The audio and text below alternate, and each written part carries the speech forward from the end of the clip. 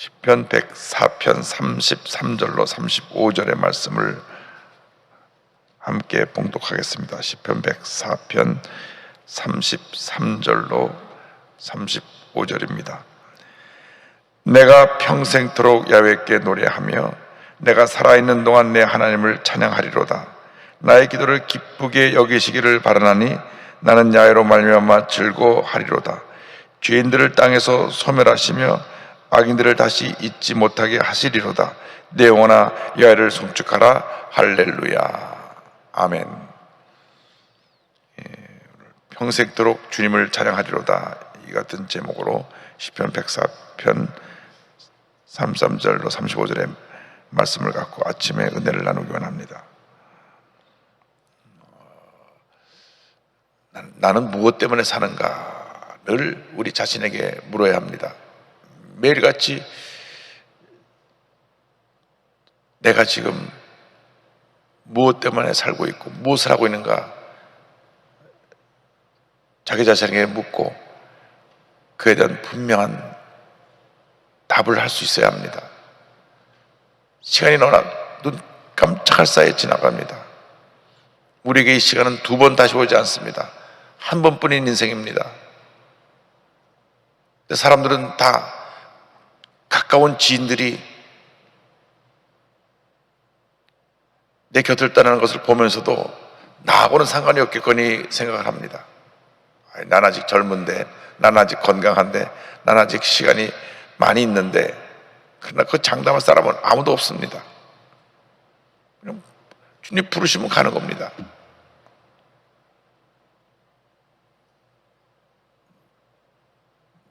물론 건강하게 장수하는 복을 누리는 분도 있죠.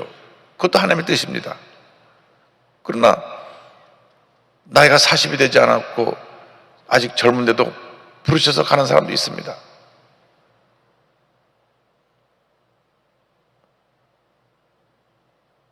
예수를 잘 믿었으면 좋겠지만 예수를 잘 믿지 않고 세상을 떠난 분들을 보면 안타깝습니다. 왜? 죽음 이후의 시대가 그 삶이 영원하기 때문에 우리는 지금 찰나적인 삶을 살지만 죽음 이후는 영원한 삶을 사는데 우리가 주님이 기뻐하시는 삶을 살다가 주님 앞에 가는 것이 우리 삶의 목숨이 되어야지 인생의 목적도 없이 나 자신을 위해 살다가 죽으면 그것이 얼마나 가족에게도 슬픔이고 본에게도 절망인지 모릅니다. 세계적인 가수 보아라고 하는 이름을 가진 자매 오빠가 39살로 며칠 전에 세상을 떠났어요.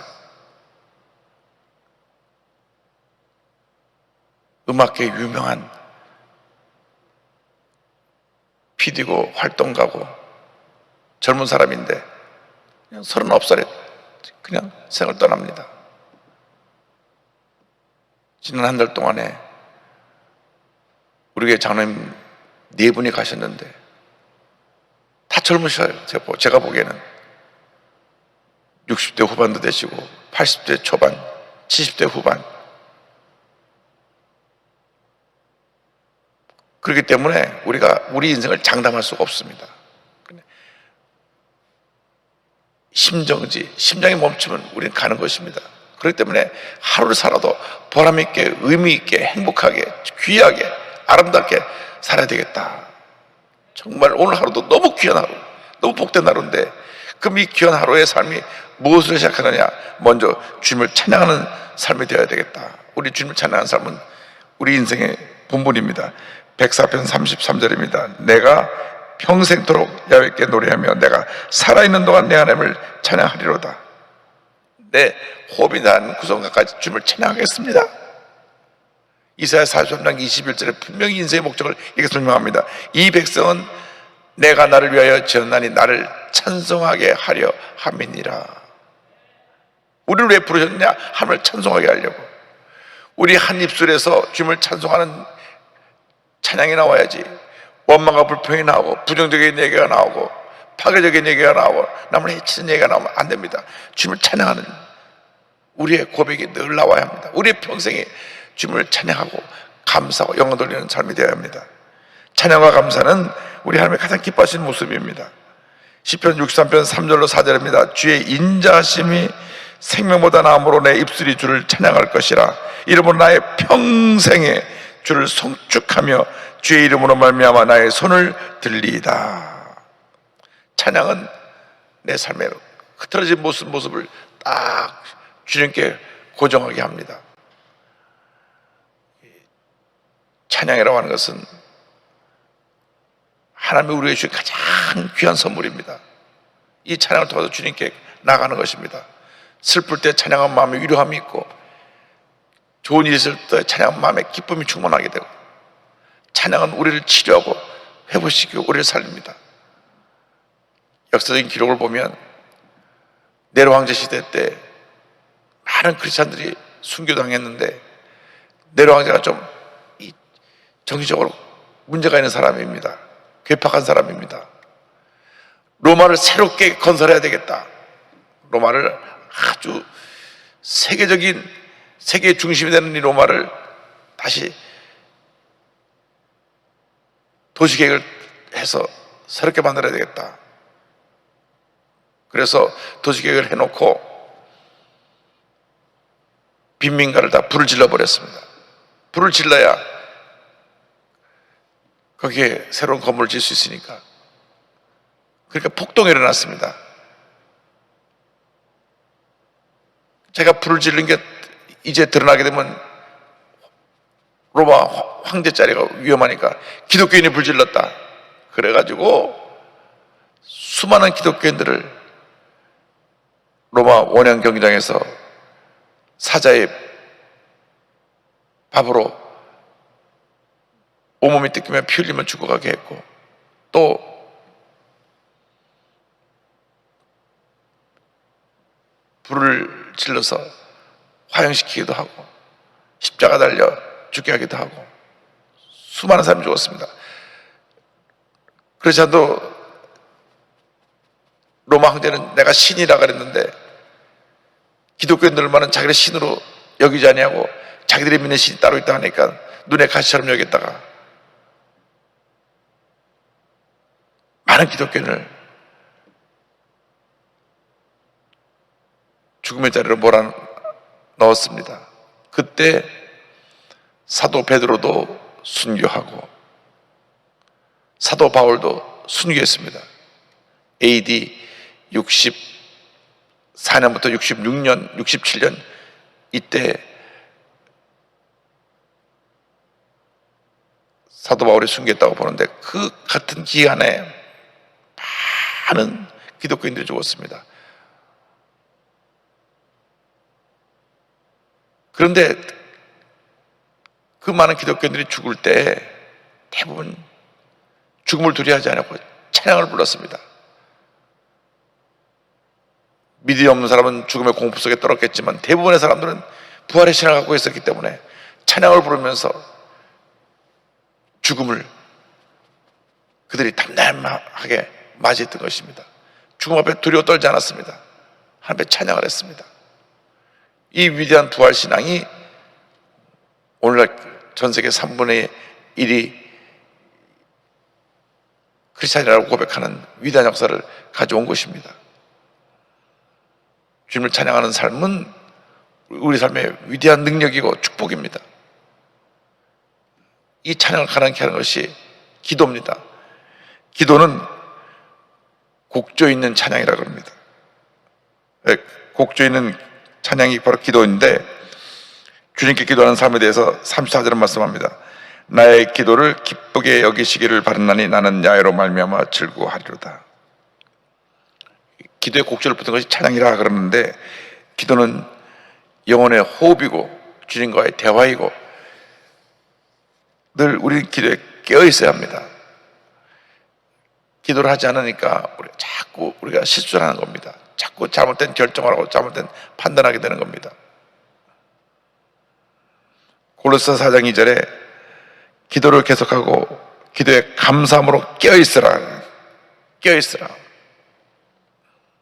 기도에 깨어있으면 실수하지 않습니다. 사람들이 기도하지 않고 한 번도 생각하지 않기 때문에 자꾸 실수를 합니다. 그래서 누가복음 20장 36절 보면 예수님께서 겟세마네 동산에서 세 제자에게 이르시되 어찌하여 자느냐, 시험에 들지 않게 일어나 기도하라 하시니라 말씀하셨습니다. 제자들이 잠을 잤어요. 깨우신 것입니다. 일어나서 기도해라. 기도해라. 너희들 나와 함께 한 시간도 깨어있지 못하겠느냐. 깨어서 기도해야지. 지금 예수님은 잠시 붙잡혀 십자가 달리실 터인데 저들은 잠을 자고 있었어요. 깨어있어라. 우리 모두가 영적으로 깨어있어야 됩니다. 기도로 깨어있어야 됩니다. 기도하지 않으면 우리 삶 가운데 어떤 놀라운 역사도 나타나지 않습니다. 이 기도는 감사를 동반할 때 신속한 응답이라고 봅니다. 요나서 2장 9절에 보니까 물고기 뱃속에서 요나가 이렇게 기도합니다. 나는 감사하는 목소리로 주께 제사를 드리며 나의 소원을 주께 갖겠나이다. 구원은 야훼에게 속하였나이다 하니라. 그가 니느웨로 가라는 주의 말씀 명령을 고백하고 다시스로 가다가 풍랑을 만나고 물고기 뱃속에 들어갔을 때 감사했습니다. 잘 될 때 감사는 누구나 합니다. 그러나 고난의 때 감사하는 것은 참 쉽지가 않습니다. 물고기 뱃속에서 감사하니까 하나님께서 그 물고기를 니느웨까지 인도해서 거기서 토해놨어요. 하나님이 명령하신 그곳에 가서 말씀을 선포하고 온 니느웨 사람들이 3일 동안 금식하고 회개해서 하나님께 돌아와 재앙을 면하게 되는 장면이 요나서입니다. 다니엘도 마찬가지입니다. 자기가 기도하면 사자굴에 던져 죽을 것을 알면서도 감사하며 기도했습니다. 다니엘서 6장 10절에 보니까 다니엘이 이 조서에 왕의 도장이 찍힌 것을 알고도 자기 집에 돌아가서는 윗방에 올라가 예루살렘으로 향한 창문을 열고 전에 하던 대로 하루 3번씩 무릎을 꿇고 기도하며 그의 하나님께 감사하였더라.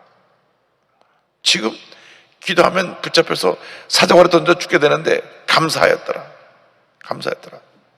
나는 주님 앞에 기도하다 죽어도 여한이 없습니다. 그냥 감사합니다. 살아 죽으나 나는 주님의 것입니다. 삶은 하나님의 영광을 위해 살고 죽으면 주님 곁으로 가니 그것 또한 기쁨이고 은혜고 영광입니다. 이러한 절대 긍정 절대 감사가 있었기 때문에 하나님께서 그의 기도를 들으시고 그를 사자굴에서 보호해 주신 것입니다. 우리 예수 믿는 사람들이 위해서 감사가 그치지 않아야 합니다. 감사합니다. 늘 감사해야 됩니다. 왜? 그 감사를 통해서 주님의 은혜가 임하기 때문에, 주님이 나를 긍정적인 주님의 사람으로 바꿔주기 때문에, 감사를 통해서 하나님 우리를 축복해 주시기 때문에. 그래서 우리 대한민국이 감사 공화국이 되면 위대한 대한민국으로 거듭나게 될 것입니다. 지금은 부정적인 생각의 공화국이 돼서 너도 나도 다 물고 뜯습니다.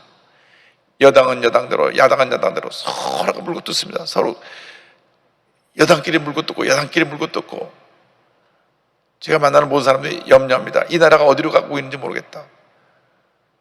도대체 나라 대통령이 되겠다고 하는 사람들이 긍정적인 얘기, 꿈과 희망을 주는 얘기, 백성에게 위로를 주고 이 힘들고 어려운 때 어려움을 이기게 하는 힘과 용기를 주는 얘기를 하는 사람은 거의 없고, 서로가 물고 뜯어서 이 사람은 이런 문제가 있고 과거에 20년 3년가 다 들춰가지고 그냥 그가 물고 뜯고만 있으니 이 나라가 어디로 갈 것인가. 우리 기독교인들이 이 대한민국에서 중심을 잡아주지 못해서 이런 문제가 온 것입니다. 일처만에 똘똘 뭉쳐서 이 나라가 바로 갈 길을 가르쳐주고 나라의 지도자들이 정신 차리게 하고 하나님의 뜻 가운데 이 나라가 운영되어 나가도록 했더라면 이렇게 안 되는데, 우리 기독교들이 영적으로 재무장하지 못하고 영적인 잠에 들고 기도하지 않고 감사하지 않고 한마음 되지 못하니까 이 나라가 이렇게 사본오열돼 갖고 큰 어려움에 빠지게 된 것입니다. 지금이야말로 우리가 다시 일어나서 기도하고 감사하고 찬양할 때인 것입니다. 온 크리스찬들이 1천만이 하나가 돼서 기도하고 감사하고 찬양하면 이 나라가 변화되고 새로워지고 놀라운 하나님의 축복이 임하게 될 것입니다. 우리 기독교인들만이 이 나라를 살 수가 있습니다. 우리 기독교인만이 이 나라에 회복을 가져올 수 있습니다. 우리 기독교인만이 남북 통일을 가져올 수 있습니다. 우리 기독교인만이 모든 것을 바로잡을 수 있습니다. 어떤 다른 방법으로도 남북관계가 해결되지 않습니다. 아무리 갖다 퍼다 주어도 안 됩니다. 예수의 그리스도의 복음이 들어가야만 됩니다.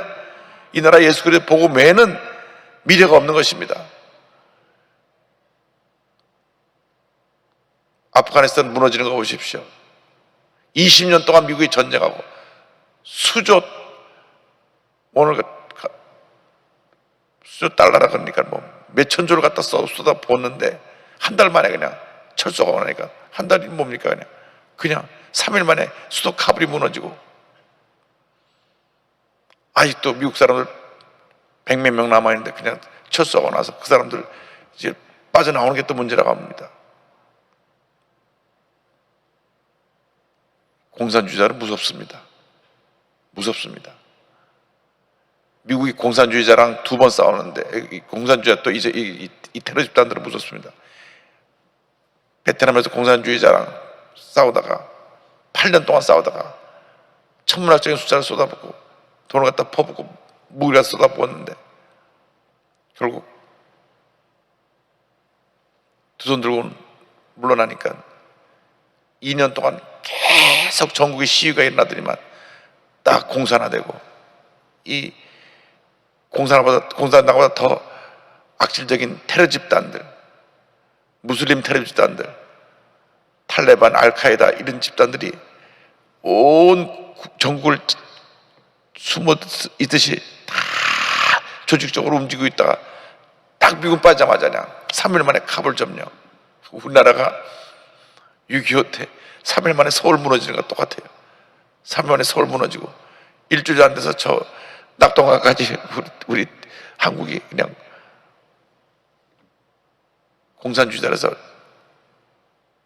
무너지게 된 그러한 일이 기억이 납니다. 유엔이 참전 안 했다면 미국이 와서 3만 6천 명이 와서 피를 흘리고 우리나라를 지켜주지 않았다면 우리나라는 지금 완전히 다 빨간 나라가 돼가지고 교회가 다 없어지고 우리가 예배도 못 드렸을 거예요. 공산주의가 제일 싫어하는 것, 이슬람이 제일 싫어하는 것, 이슬람 과격주의자들이 제일 싫어하는 것, 교회입니다. 기독교입니다. 기독교는 참 하나님을 믿고 죽음조차도 이기는 부활신을 갖고 있기 때문에 제일 두려워합니다.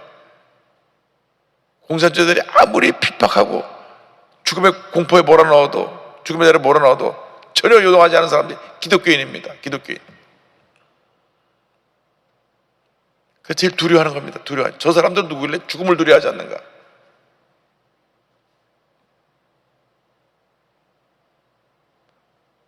이번에도 이 텔레반 알카에다 그 집단들이 카불 점령하고 나서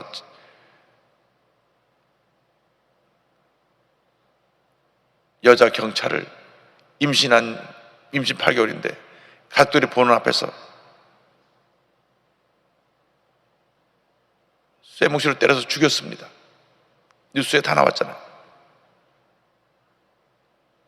여자라고 경찰이라고 전 정권에 협조했다고 쇠파이프로 때려서 죽였어요.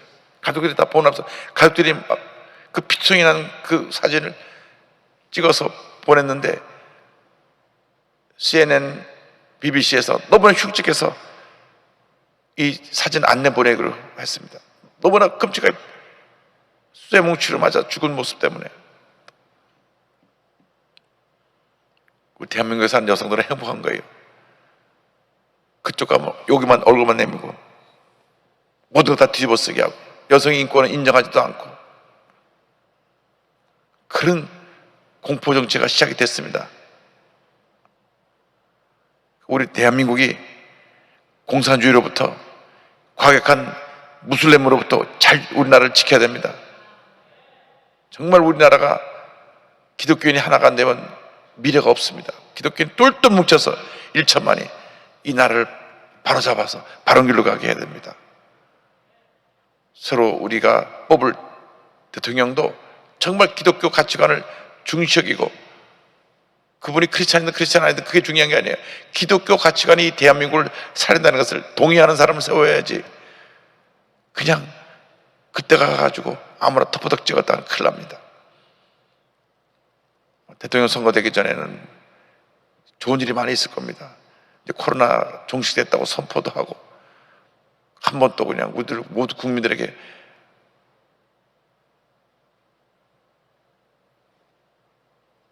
전 국민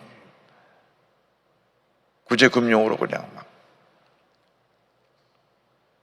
가만히 있는데 생활보조비를 나라에서 20만 원, 30만 원씩 주면 좋죠. 지금도 25만 원씩 다 나눠주고 있는데